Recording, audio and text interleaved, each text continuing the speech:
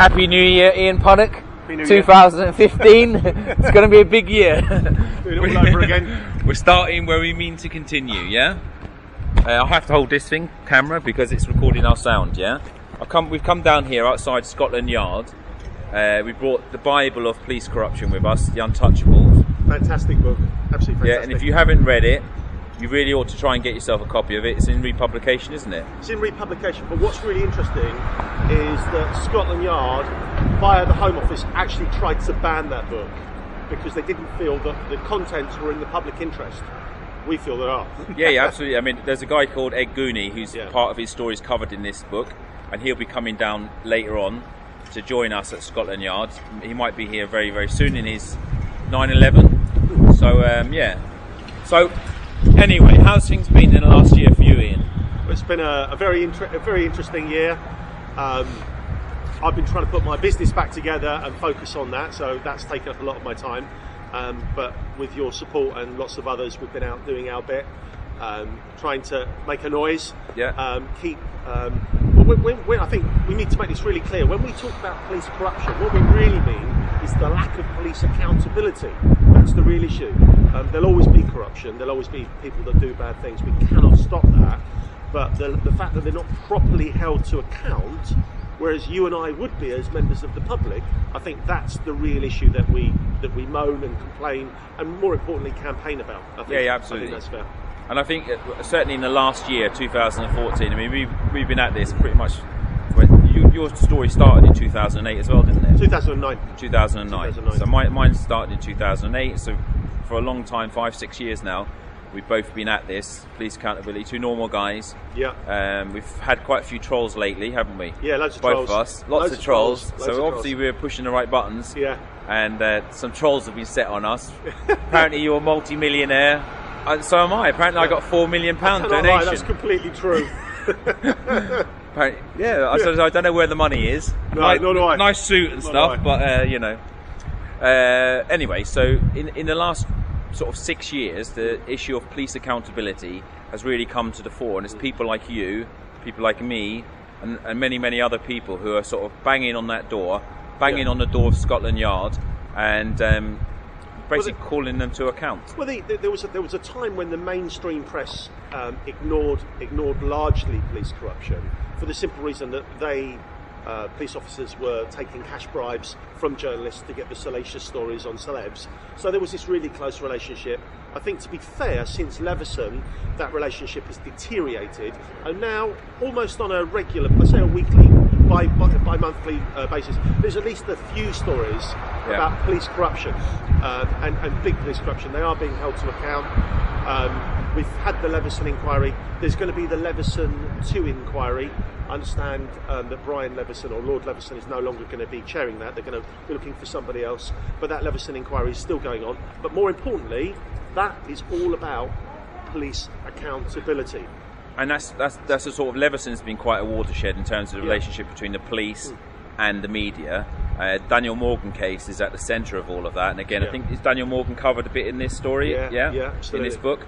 And one of the big issues of Leveson, though, is there's lots of journalists have been taken to court for accepting bribes, but very few, if any, police officers for giving the bribes. What have you got to say about that? Well, you know my thoughts on that. It makes my blood boil. Here we are. We're members of the public, surrounded by members of the public.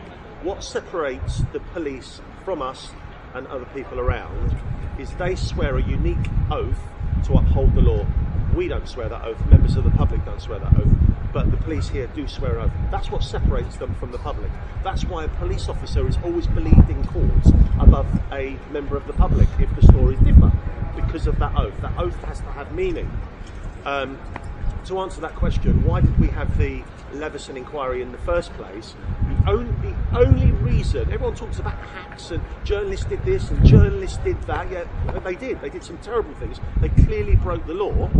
But what's more important is Leveson started because the police were taking cash bribes from the journalists for all these nonsense stories. And now we have journalists' doors being bashed in at 5 o'clock in the morning, their homes being raided. But where are these police officers that were taking the bribes? Now, how far does this go? The police will just say, just like the Murdoch or the News International defence, oh, it's one rogue reporter, and there's a film about that, which is very, very good. What the police will say, oh, it's just a few bad apples.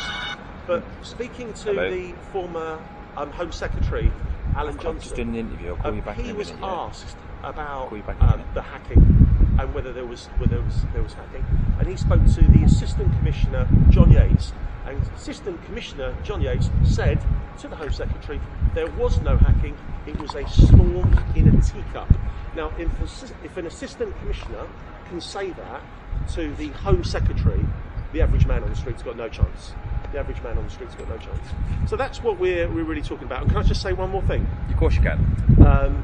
Here at Scotland Yard, there was a detective chief superintendent, Tony Lundy, who was exposed some years ago on World in Action by Andrew Jennings.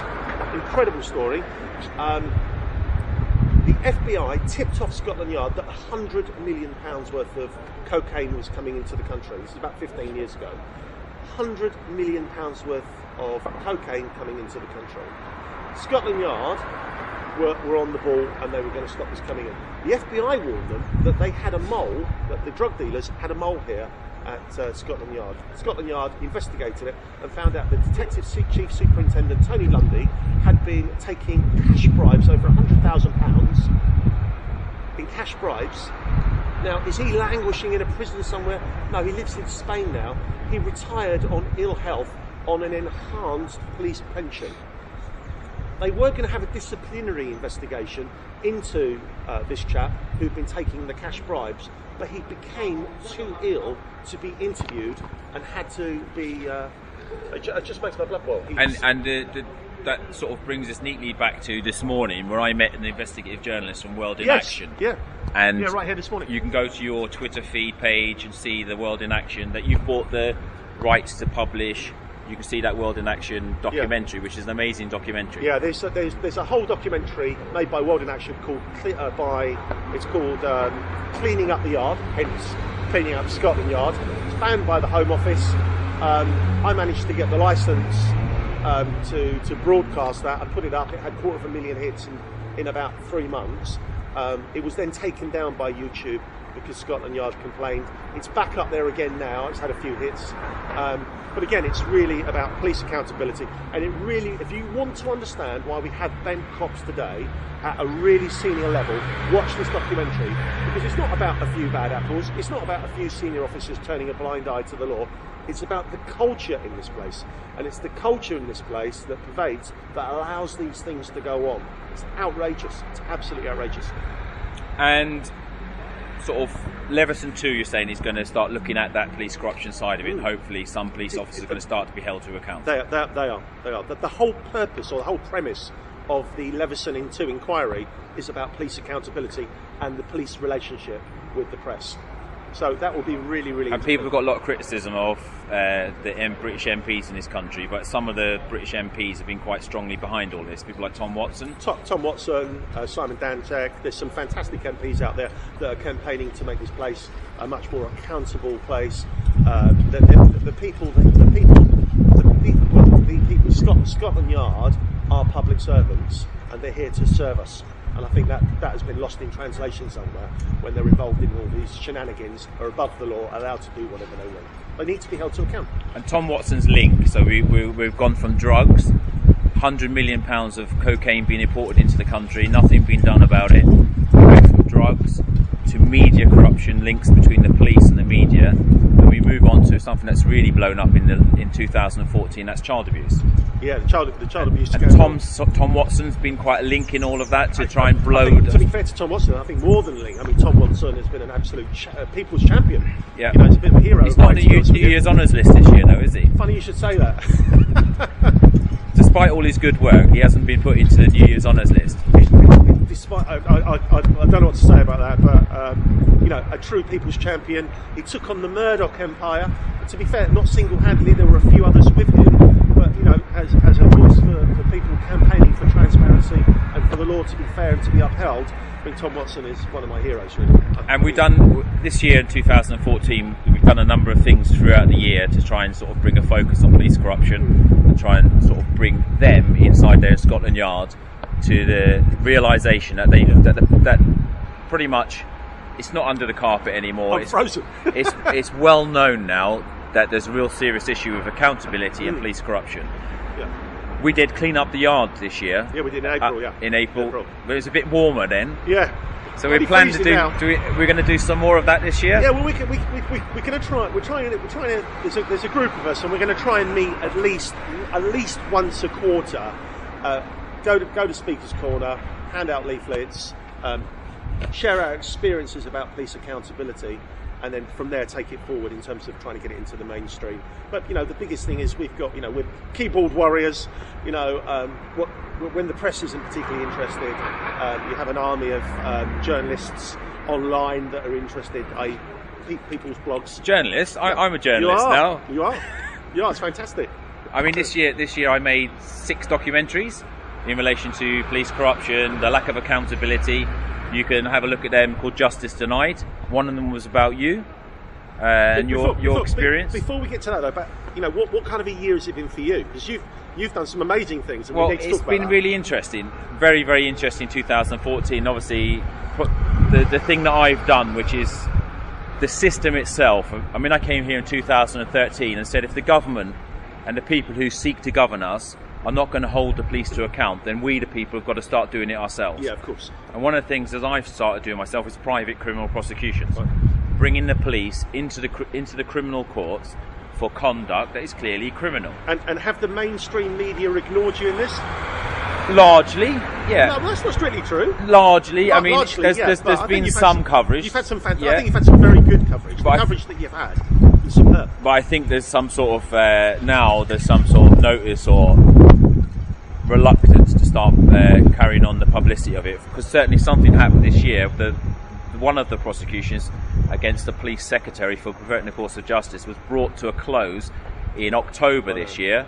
Hasn't made the media. Obviously, in the alternative media, it's all well known. Yeah, of course. And the case was stopped because I brought the prosecution, started in April 2011, and lots of obstruction was thrown into the wheels of justice. That is an understatement. Yeah. So I battled with the CPS, the police, the courts to bring this. They all closed ranks against Michael. Michael's been very generous. They all closed ranks against Michael. I think if it'd been me, I would have given up a long time ago. Michael fought courageously along, and I think he did really well. I mean, well, I'm not disheartened by it. No, you shouldn't be. Because I think what it's showing is that this arm of corruption reaches into our courts. Yeah, we've got to acknowledge that the courts themselves are protecting corrupt police officers for one reason or another. Yeah. Is it judges are being blackmailed? Is it that they just can't tolerate the fact that corruption's being exposed to this extent, that people lose confidence in policing and lose confidence in the criminal justice system or the justice system in this country? Well, if I don't want to draw parallels between your case and the child abuse, but if you look at the child abuse, particularly with the institutional VIP MP child abuse, which is now headlines on a weekly basis, you will find that through Freedom of Information Acts and through the championing work again of Tom Watson and his like Simon Danzak, that the cover-up is not necessarily by the MPs themselves, but it's by the state. It's by the civil servants. So, for example, when a Freedom of Information request was made of the Home Office about who gave Cyril Smith his knighthood, it was declined. Cyril Smith got a knighthood. Jimmy Savile got a knighthood. Rolf Harris got a knighthood. When they asked who it was, the Home Office didn't feel it was in the public interest to tell the public. The answer is it was David Steele. Now, the point is, the reason I've mentioned this, drawing parallels to your case, who is doing the cover-up or who is trying to make your job even more difficult than it is to hold the police to account? Is it the police officers? Well, probably. Partly. But partly, without a doubt, it has to be. But it's using the powers of the state, the civil servants, pulling in favours, closing off doors, shutting down avenues to make your job much more difficult. Now, we pay their taxes. Now, all that we're asking, not unreasonably, is for the laws that apply to Michael and I and to everybody else to be fairly applied to the police. And that's what doesn't happen. That's the real issue. And that's been one of the main focuses of what I've been trying to do, those ranks upon ranks of civil servants, in particular the system called the Police Complaints Commission. I won't even mention the word independent. Yeah. The Police Complaints Commission, Yeah. which is basically set up as a barrier and obstruction to bring in police to account. It doesn't matter if there's absolute clear evidence of criminality on the police's part. There's case after case after case when they're covering up. Yeah. Well, Daniel Morgan, we've just mentioned Daniel Morgan. I won't say too much because obviously Theresa May, the Home Secretary, has now ordered an independent inquiry into the investigation or investigations of Daniel Morgan's murder, which the police were complicit in. But there were 4 IPCC inquiries into his death, into his murder, and to obviously examine whether there was any police complicity in the murder. Every single inquiry closed down ranks and found that there was no complicity in of police corruption involved in the Daniel Morgan case. We now know, and they have admitted, that all the previous investigations were hampered by police misconduct. So they've admitted police corruption. Of course they have. It's just incredible, absolutely incredible. Now, the stories that we hear on a regular basis about police corruption, you expect them to be happening somewhere else, not here in UK. This shouldn't be happening here. And the only reason it's happening here is because of the internet. People have got access to information, they can share information quickly, and they can't control that. So, never forget, we're really, really blessed in that respect that we do have and fantastic tools at our. People are saying that this is not a modern, it's a police corruption issue right now. It's been going on for decades and decades. It's not new. This is not new. And it is only things like the internet, social media, things like Twitter, that are allowing all of the different people to link, to see the patterns of behaviour of organisations like the IPCC, and see how they're operating, how they're using things to cover up.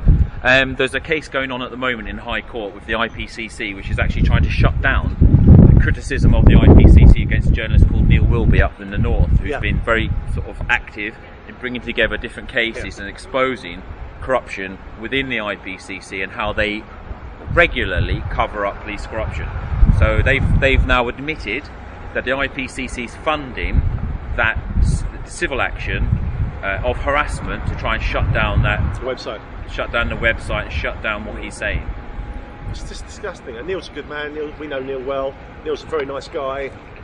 What's Neil's issue? Neil, like us, like most people, would like the police to be more accountable. He's created a wonderful website exposing police corruption. UPSD. And it embarrasses them. It embarrasses them. Embarrassment is not harassment, and it never should be, and it never will be. And the police will use any tool or any trick they can to shut down any criticism of the yard. And that's why it really does need a big broom to sweep it all up. Yeah, so let's go back quickly to 2014 and my case. That case was shut down. It had a date set for trial on the 15th of September. They filibustered for a week. It then got delayed till October. And then at that point, the judge in the trial shut down the case, claiming that it was a breach of the police defendants' human rights, that the case had taken so long to come to court. Remind the viewers of what the charges were. The charge was perverting the course of justice. How serious is that? Conspiracy to pervert the course of justice. It really is up there with the gods in the seriousness of charges. But the human rights of the police officers, or for the alleged misconduct, was put first. That their human rights could have been breached because of the length of the trial, so the case was dropped. And very importantly as well, how I came to be involved in police corruption is that I reported that my child was being abused via the internet. She was being sexually groomed over the internet. When I reported it, they didn't want to know. They didn't want to know, and the police fabricated. That's the police, by the way. Fabricated allegations against me that I had harassed a member of the police. You couldn't make this stuff up, yeah? And since that 6 years, I mean, my life's been completely taken over by police corruption. It has gone beyond you couldn't write the stuff that's gone on, and most people don't know actually all of what's going on. You can go to my site, JusticeNOW.co.uk, see a bit more information, but it's not all out there yet. It will be at some point. And I think hopefully 2015 is when it all spills out and we start to find out how serious the corruption was. Certainly, I believe, and I certainly believe the evidence in my case, which you know about, my case was used to compromise Operation Alice and Plebgate. And that was the police conspiracy in relation to Andrew Mitchell. The police will do anything to shut anybody up or shut anything up that it causes them embarrassment and highlights the issues of accountability. I mean, I was at the Plebgate trial, and remember, it was a civil trial, not a criminal trial. So the burden of evidence, or the threshold of evidence, was much lower. The judge found against Andrew Mitchell. You could argue, do I agree with that? No. You could say, well, that I'm biased, etc.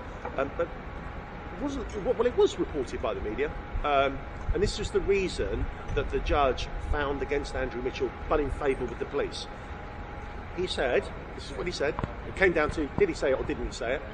The judge did not believe that the police officers had the wit, that was his exact words, the wit, intelligence, to create this lie and then perpetrate the pantomime, these are the words that he used, the pantomime or the story or the charade that followed, i.e. they all closed ranks and kept to the same story. Do I believe that the police could lie under oath? I've been there, I've experienced it. It's seen it firsthand. Seen it firsthand. I know. Many cases. I'm here today, sat here and it's bloody freezing. I'm sat here because I feel so strongly about the fact that they can lie under oath, walk in court, walk out court, do whatever they want. You know, this should not be happening in this country. It really shouldn't be happening anywhere. It shouldn't be happening here, and I care about where we are, and I care about this issue, and as you do, and as many, many people do, and that's why we do what we do. What do you think about the cost of corruption to the public, to this country? Well, there's several issues relating to cost. Firstly, there's the tangible cost, i.e. the real cost, i.e. pounds, shillings and pence. But then there's the cost to undermining public confidence in the institution. You know, if you can't trust the police to tell the truth, who can you trust? Now, we get bashed a lot online, and I know you do, and I know we do. You hate the police, you're anti-police. It's utter crap. I'm sorry for swearing. I think afterwards we have to go and hug a police officer. Yeah, absolutely. And a hoodie afterwards, obviously. It's just utter nonsense. Utter nonsense. We don't hate the police. Are all the police corrupt? Are all the police bad? Of course not. That would be a ludicrous and just a stupid thing to say.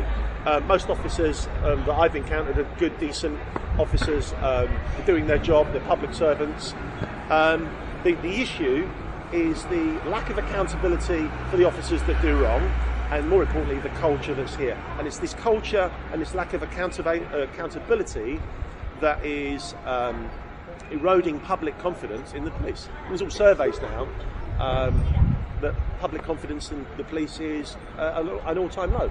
Is police corruption something that's new? Well, we've just discussed that.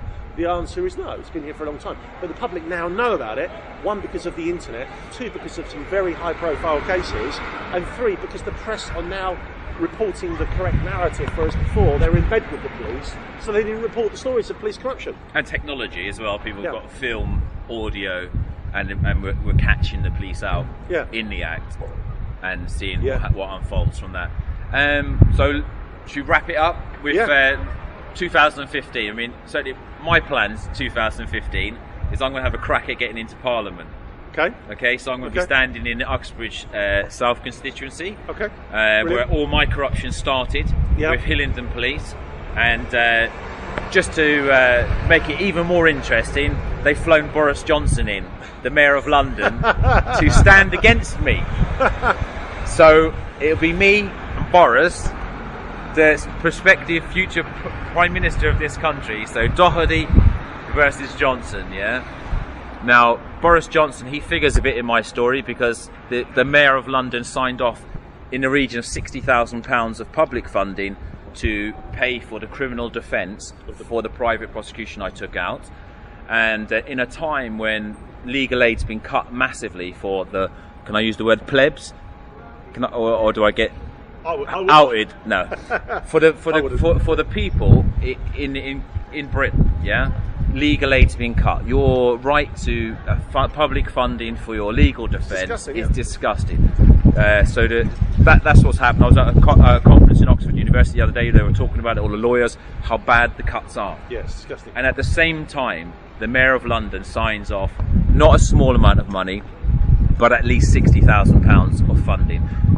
That's one of the issues Boris is going to have to answer when I'm standing in Uxbridge and asking him, when your constituent comes to you and brings to you an issue of corruption, be it council, local authority, police corruption. Hey, Mr. Goonie's here. That's a nice motto, Mr. Goonie. When you're talking about an issue of police corruption with your constituent, who are you going to go and see? Is Boris going to help you, or will Doherty help you? I don't think there's any doubt there. It's a rhetorical question. So that's whenever they call the election, I'll be standing. I'm going to have great fun doing it. I know a lot of people are going to be supportive of my campaign. Of course. And there's going to be lots of more court action and stuff coming along in 2015. No doubt they'll probably try and get me for something, as they've already done. You can look up Stitch Up in Stevenage, a remarkable case where they tried to prosecute me, or have prosecuted me for assaulting a court security officer who isn't actually a court security officer, which has just exposed a whole load more corruption. And over to you, what are you going to do in 2015? Well, first thing I'll do is I'm bloody freezing. It's -2, so I'm going to have a coffee and sit in my car and warm up. But yeah, we'll just keep doing what we do to highlight the lack of police accountability, to work with the press, to work with stories. And the million-dollar question is, people say, where do I get all my stories from police corruption?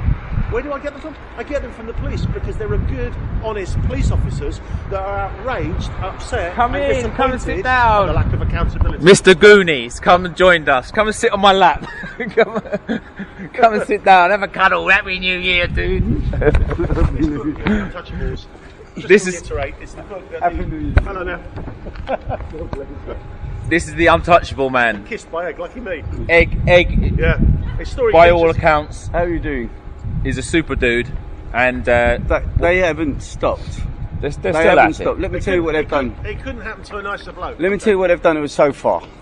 Last 08, they sit down. Egg. Operation O'Sonic, all right, was a sting set up for alleged solicitation to murder Diane Holliday, who we believe is a registered informant who claimed to be my dad's partner, who now has taken possession of our estate, 460 acres of cemetery land, who she's just sold to the council, our homes, 30 years. They set up Operation O'Sonic, which was an alleged contract killing, which was set up by a police informant, Sting, which a police officer, This case stinks to the Roger Sprickley's gone on record, police officer that was instructed by Surrey Police, and he was told to lie, and he refused to lie. If you go to YouTube, worst case police corruption, Ed Gunay, he's on record. And it's a great documentary, really worth listening. He's just released more evidence, internal emails saying, we've dealt with the Gunay case, it's not a problem anymore, we've dealt with the problem.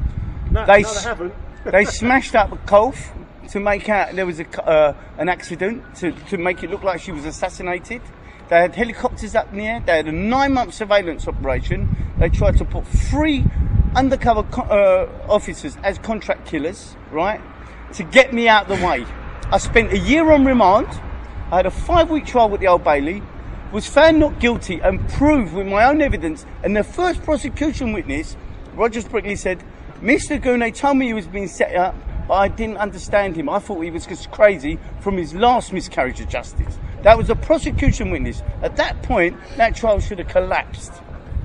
Scotland Yard tried to ban this book, which they put a blanket cover. They put a blanket cover on the day. We had 5 Porsches, all signed written up on a double-decker bus outside the Houses of Parliament, and I think it was Stevens at the time put an order of a blanket cover. So anyway, so they smashed up the car, a nice Golf. They put helicopters up in the air. They have a surveillance operation, a Sting. They spent millions on trying to fit me up. A year on remand at the taxpayer's expense. 5-week trial. I win. I'm not guilty, and the judge orders I pay the costs. Yeah, it's mental. £90,000. He said, you brought it upon yourself. Now, I moved out of Hackney to get away from all this, and they came. I'm living in the middle of a cemetery and they come and set me up. The only people I should see is funeral directors, grieving families, stonemasons, and florists. Yeah. And I've got undercover coppers knocking on the door saying, "Listen, mate, are you looking for a contract killer?" Yeah, in the middle of Brookwood Cemetery. Watch the documentary. What is the documentary again? The documentary is the worst case police corruption at Ed Goonay or First Assembly Ed Goonay. We'll put the link on the film. Yeah, I'll put the link up. I'll put a link at the end of the film. And then I appeal, and they up it to £113,000. They're trying to force me to pay for the trial, 5-week trial, that shouldn't have taken place in the first instance. We were just saying just before this that Boris Johnson, the Mayor of London, gave £60,000 to the police defendant in the private prosecution that I gave. Incredible. Yeah, but they want you to pay for their corruption. They want me to pay for a case that I won, and that's I was part and parcel of. Plus, I spent a year in prison. This has destroyed my kids. Happy New Year to you. Happy New Year. This has destroyed my kids. You know, I'm not talking to one of my kids at the moment because she can't cope. No. Okay, no. My middle child. Now, not forgetting the first fit up, I spent 8 Christmases. So from 1995 to 2003, my oldest one was 4, my little one was 3 months old. I've come out. I'm a stranger to the little one. Okay, I've come out. 2003, 2006, my father was murdered. Okay, we still haven't buried him yet because of this woman. They murdered him in Cyprus. We bring him back. They claim, she makes a claim of domicile. We paid a 40% inheritance tax. So they established, or they identified that this man is a British subject, but refused to investigate his murder. And he was injected with 222 milligrams of ethanol, cleaning agent. And this man never drank. He's the chairman of the United Kingdom Islamic Trust, one of the first Turkish mosques in the UK. He was a clean and respectable, honourable man, and I was the target because of all this shit to try and take back the cemetery. Now the council has taken possession of this woman, and she's the manager on behalf of the council, but was a known fraudster, the same woman that claims to have had Doherty's love child, long firm in history, setting up stings with a man called Isabel, taking him to Spain, telling him she's going to sell his diamonds, 40 grand worth of diamonds. We got a dossier like this from a private investigator who's found. I was arrested at a baby funeral because of this one. I was for breach of the peace at a baby funeral. Breach of the peace. We was held, 5 of us. I mean, the corruption is beyond belief. In your case, millions of pounds surveillance operation for what? Who's pulling the strings? Your case, a man that's defending his family. Michael deserved it though. Let me tell you something. These people here in this gaff here, well, don't say it. I don't need to say it. This is the devil's But work. if you want to know how bad it gets with police corruption, you just got to look at the Ed Gooney case, because it just doesn't stop, does it? It just doesn't stop. By the Home Office, they tried to ban publication of the book. Yeah. There you go. By Journalist of the Year, Michael Gillard. Gillard and Laurie Flynn. If it weren't for Michael Gillard, You wouldn't be here, I probably. wouldn't have understood why. The worst thing is, CIB 1, 2 and 3 were all aware. Chris Jarrett was head of. This is CIB was the Internal Investigations Bureau, yeah. They folded that over because the third one, Chris Jarrett goes to me. I'm in Swellside Prison, halfway through an 18-year sentence. Chris Jarrett goes, "Mr. Goonay, don't worry, we'll get to the bottom of this." I said, "Who are you?" "I'm head of Ghost Squad, CIB 3. I said, "Really?" He said, "Now, obviously, I don't believe fucking words, excuse me." That's right. It's part of the illness from the sentence. And 2 weeks later, sitting in my cell as you do, reading the Sunday Times, Billy Hickson walks in. He said, "Have you seen the back page of the Sunday Times?" I said, "1 minute, chap." Bloody hell, Chris Jarrett's been arrested for police corruption. Yeah. The very same person. They set up internal affairs. I've got secret recordings which you need to see. Adrian Tapp and a couple of others from internal affairs. Isn't Adrian Tapp in the IPCC now? Well, funny enough, my first question to him was... Isn't he? I've heard the name before. What? I said to him, did you ever work at Stoke Newton Police Station? He said, yes. I said, well, that's that then, isn't it? I said, where do you lot all sit when you're having lunch at the yard? You sit on the same table. He said, yeah, well, we do. So I said, so the only difference is the label. You're all the same department, different label. Well, yeah, it is a bit like that, Mr. Gounod. I said, so what is the point? I said, I'll be released soon. Even the Criminal Case Review Commission said this was the worst case of abuse of process. My evidence was used as an intelligence gathering exercise to catch their corrupt officers, which they've done nothing about. That's... Sure, okay, lovely. We'll wrap it up. Thank you very much. Can I have a hug? Can we have a hug? Happy New Year hug. I don't mind catching your flu as long as... Thank you very much, thank you. Happy New Year. Happy New Year to you. Yeah, so here we are. Yeah, the same with us. We're together. Badge. Okay. Okay. Okay. What badge you got then? That will be me, I cannot lie, it was me, but he made me do it. Really? Well, don't make me do what I've got to do. I will move it in a few moments, if I may. You've been told. Thank you so much. You've been told. You're a beauty. Cheers. Thank you very much. Let's wrap it up. Hello, mate. Okay, no problem. Thank you. There's no cameras around Scotland Yard. Let me tell you something. In this building, there's a surveillance operation watching their bloody own. yeah. Just so they Like can blackmail sharks. them. Swimming with sharks. Yeah, there's a camera there.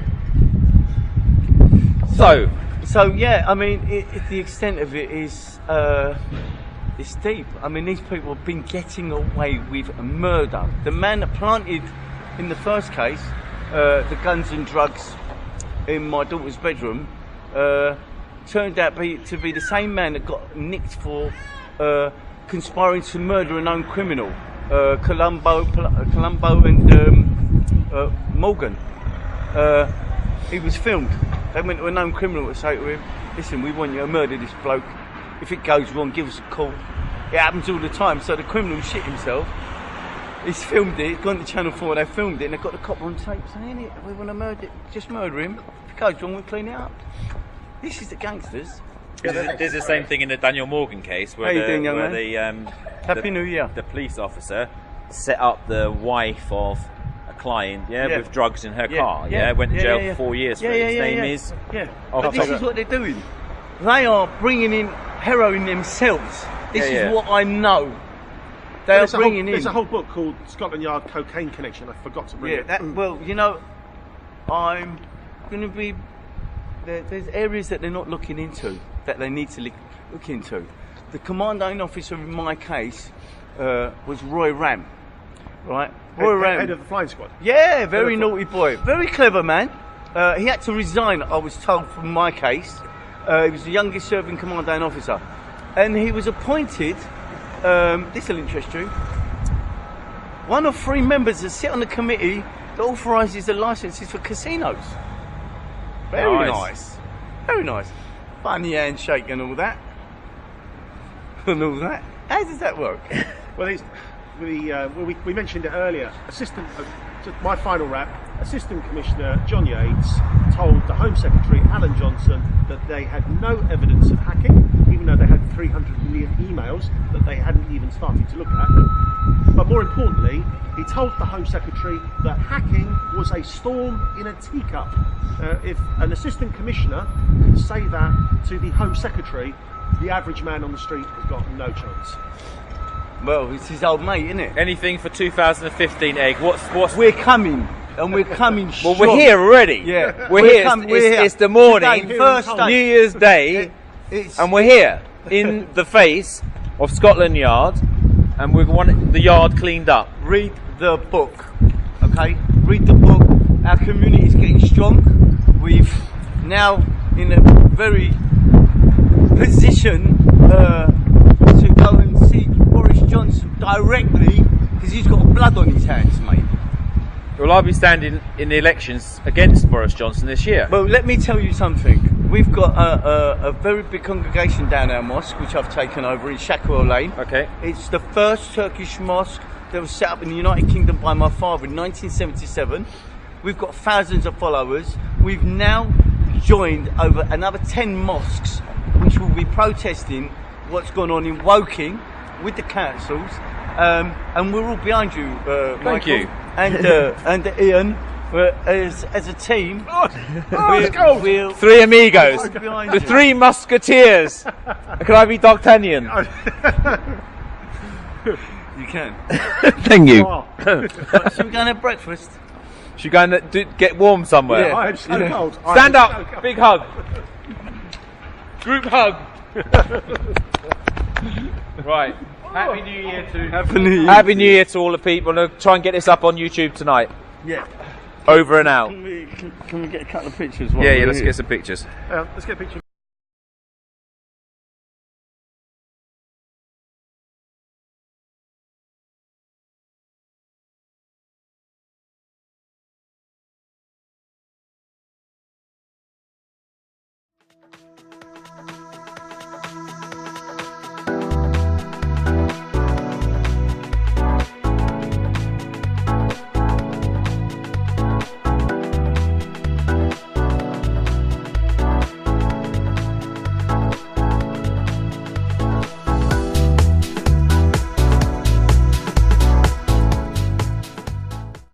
At Scotland Yard. He might be here very, very soon in his 911. So, yeah. So, anyway, how's things been in the last year for you, Ian? It's been a very interesting year. I've been trying to put my business back together and focus on that, so that's taken up a lot of my time. But with your support and lots of others, we've been out doing our bit, trying to make a noise. Yeah. I think we need to make this really clear. When we talk about police corruption, what we really mean is the lack of police accountability. That's the real issue. There'll always be corruption. There'll always be people that do bad things. We cannot stop that. But the fact that they're not properly held to account, whereas you and I would be as members of the public, I think that's the real issue that we moan and complain, and more importantly, campaign about. I think, Yeah, absolutely. I think that's fair. And I think certainly in the last year, 2014, I mean, we've been at this pretty much. Your story started in 2008 as well, didn't it? 2009. 2009. So mine started in 2008. So for a long time, 5-6 years now, we've both been at this police accountability. Two normal guys. Yeah. We've had quite a few trolls lately, haven't we? Yeah, loads of both trolls. of us. Lots Loads of of trolls. trolls. Loads So of obviously trolls. we're pushing the right buttons. Yeah. And some trolls have been set on us. Apparently you're.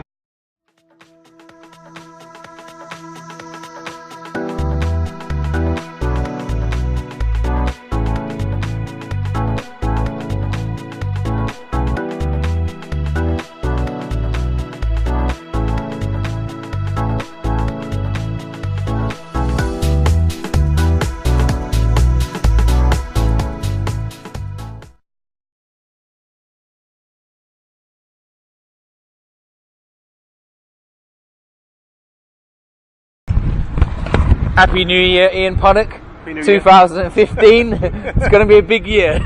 Do it all over again. We're starting where we mean to continue, yeah?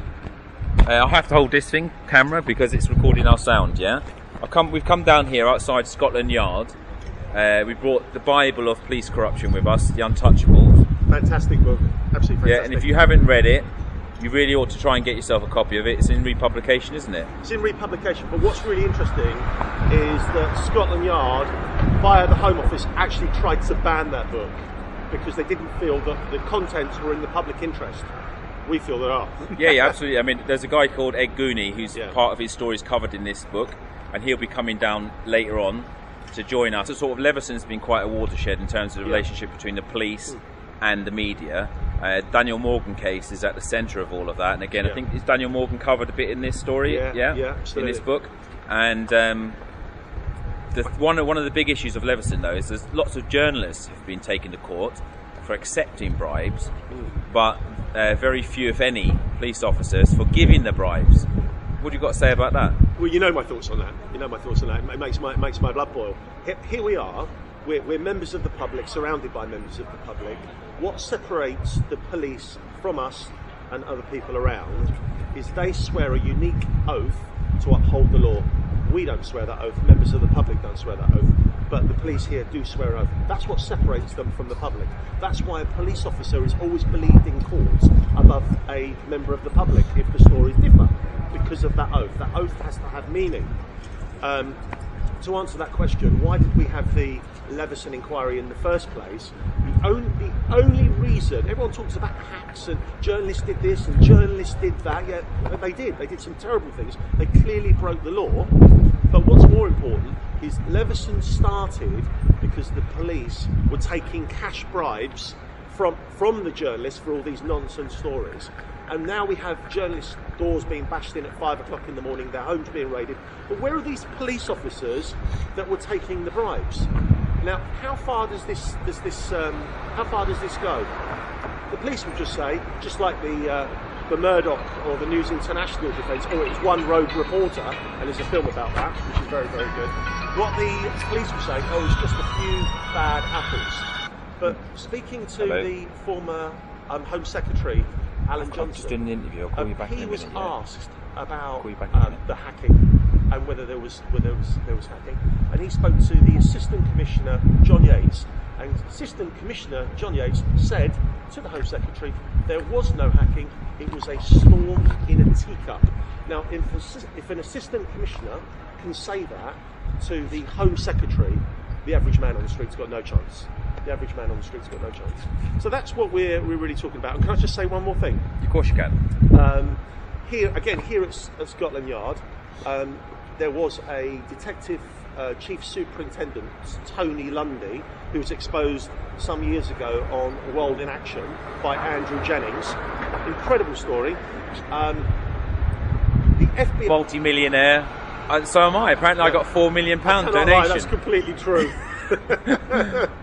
Yeah, I don't know where the money is. No, nor do I. Nice suit and stuff, but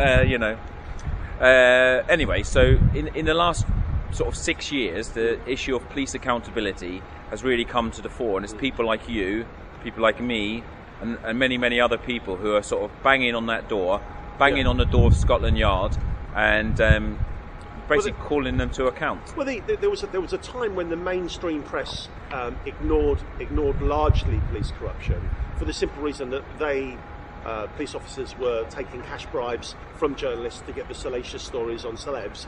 So there was this really close relationship. I think, to be fair, since Leveson, that relationship has deteriorated, and now almost on a regular, I say a weekly, bi-monthly basis, there's at least a few stories about police corruption and big police corruption. They are being held to account. We've had the Leveson inquiry. There's going to be the Leveson 2 inquiry. I understand that Brian Leveson, or Lord Leveson, is no longer going to be chairing that. They're going to be looking for somebody else. But that Leveson inquiry is still going on. But more importantly, that is all about police accountability. And that's